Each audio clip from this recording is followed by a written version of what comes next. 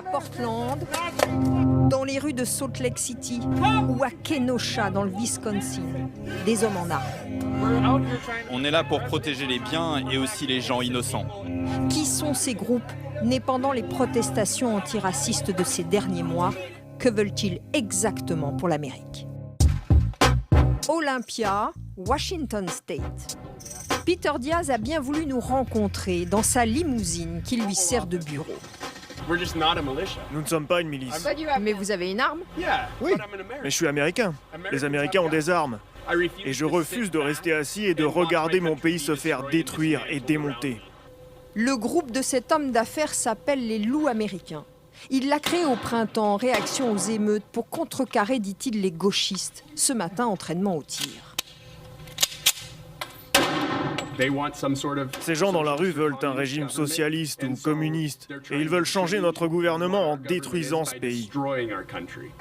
Régulièrement, les loups ont contre-manifesté face au Black Lives Matter. À chaque fois, ils se déplacent avec ce qu'ils appellent des armes défensives. Donc ça, c'est un paintball.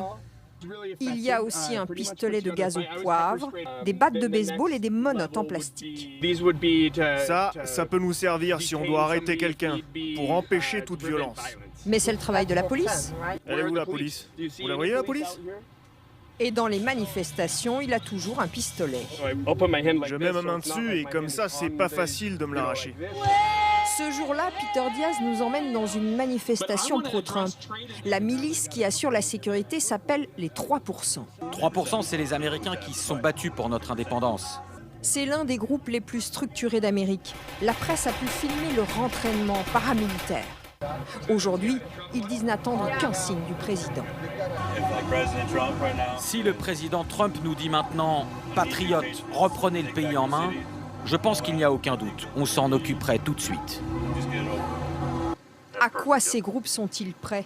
Voici le chef des One Republic, une milice de plusieurs centaines de membres, créée en janvier.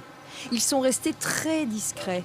Pas une seule image d'eux dans les manifestations, mais ils se préparent, disent-ils, au pire. La violence se répand dans le pays. Je ne vais pas vous dire qu'il y a une limite. On veut la paix, mais on n'a pas peur de la guerre.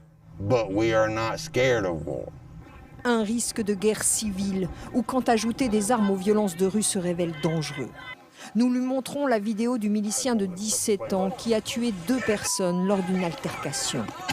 Des militants de Black Lives Matter essayent de le désarmer. L'un d'eux a une arme de poing. Si quelqu'un regarde cette vidéo attentivement, il va voir que c'est de la légitime défense. Aux États-Unis, ces milices sont légales en vertu du droit du port d'armes.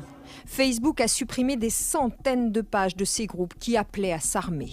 Ces milices nées ces derniers mois sont loin d'être toutes racistes. Et même si elles ne sont pas anti-gouvernement, le FBI les surveille de très près. La violence sur fond de campagne électorale est en effet le risque numéro 1 aujourd'hui aux États-Unis.